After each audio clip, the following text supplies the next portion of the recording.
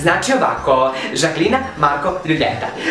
Pošto smo danas kod mene kući, logično je igrat ćemo sa onoga što ja hoću. Ja hoću žmurke. Da se igramo žmurke u ličnoj sobi. To je malo glupo. Ja bih da se igramo ćorave bake. Ćorave tebi keva, znaš? E pa ja neću da se igram. Mama. Zašto zoveš mamu? Mama. Sigurno hoćeš sok da joj traži da nam donese, ali tako? Kaži, sine.